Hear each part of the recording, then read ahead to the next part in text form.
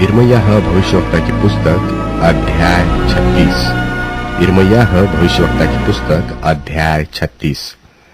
फिर योशिय्याह के पुत्र यहूदा के राजा यहोयाकीम के राज्य के चौथे वर्ष में यहोवा की ओर से यह वचन यिर्मयाह के पास पहुंचा।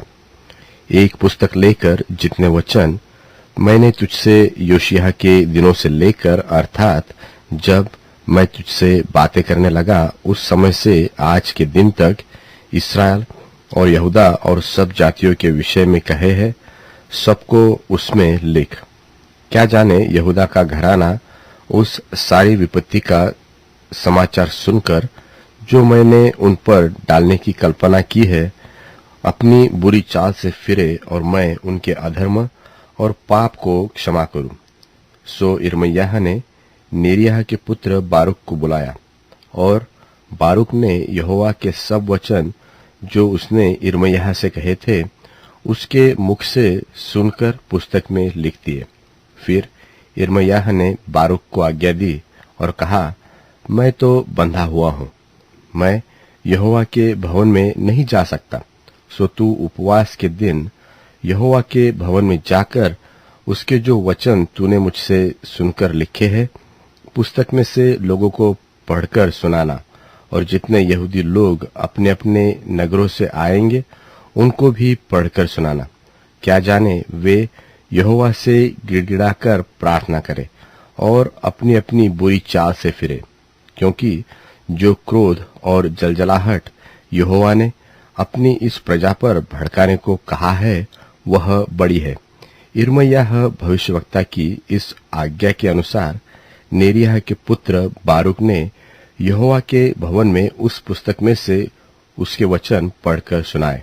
और योशिय्याह के पुत्र यहूदा के राजा यहोयाकीम के राज्य के 5वें वर्ष के 9वें महीने में यरूशलेम में जितने लोग थे और यहूदा के नगरों से जितने लोग यरूशलेम में आए थे उन्होंने यहोवा के सामने उपवास करने का प्रचार किया।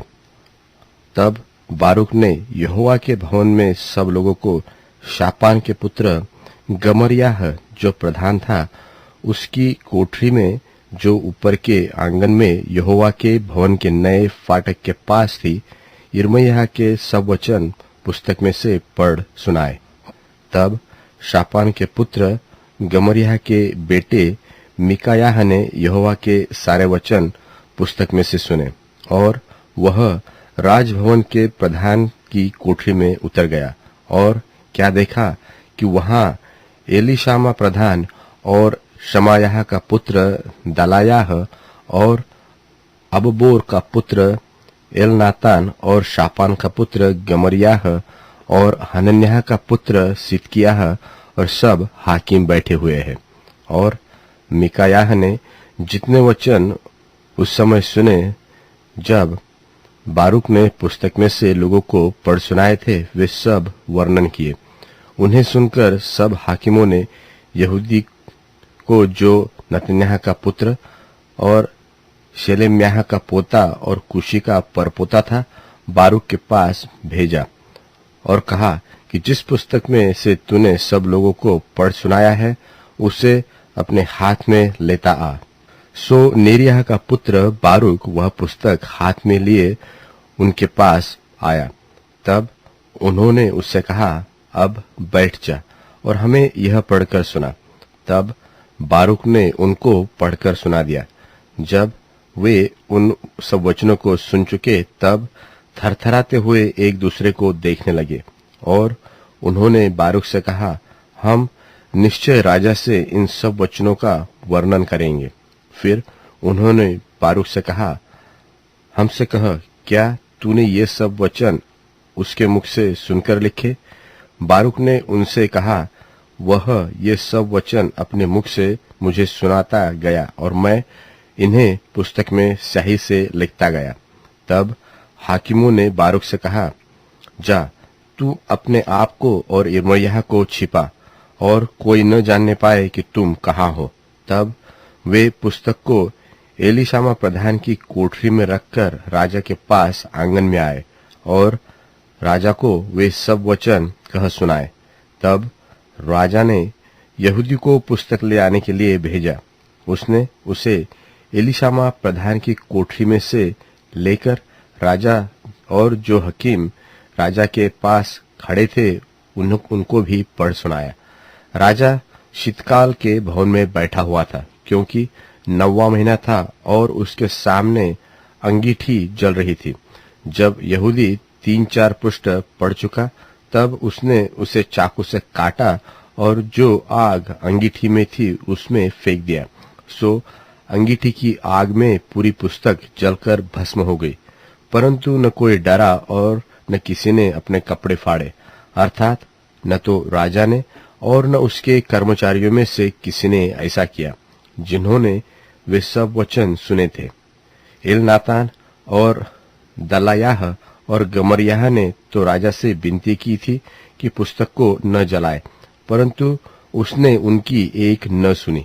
और राजा ने राजपुत्र यरहमेल को और अज्रिएल के पुत्र सरायाह को और अब्देल के पुत्र शेलेम्याह को आज्ञा दी कि बारूक लेखक और यिर्मयाह भविष्यवक्ता को पकड़ ले, परंतु यहोवा ने उनको छिपा रखा। जब राजा ने उन वचनों की पुस्तक को जो बारूक ने यिर्मयाह के मुख से सुनकर लिखी थी जला दिया, तब यहोवा का यह वचन यिर्मयाह के पास पहुंचा कि फिर एक और पुस्तक लेकर उसमें यहूदा के राजा यहोयाकीम की जलाई हुई पहली पुस्तक के सब वचन लिख ले। और यहूदा के राजा यहोयाकीम के विषय में कह कि यहोवा यो कहता है, तूने उस पुस्तक को यह कहकर जला दिया है कि तूने उसमें यह क्यों लिखा है कि बाबुल का राजा निश्चय आकर इस देश को नाश करेगा, और उसमें न तो मनुष्य को छोड़ेगा और न पशु को।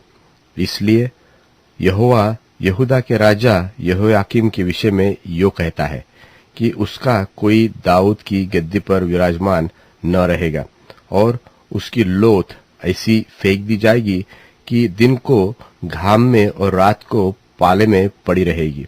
और मैं उसको और उसके वंश और कर्मचारियों को उसके और उनके अधर्म का दंड दूंगा, और जितनी विपत्ति मैंने उन पर और यरूशलेम के निवासियों और यहूदा के सब लोगों पर डालने को कहा है, और जिनको उन्होंने सच नहीं माना, उन सब को मैं उन पर डालूंगा।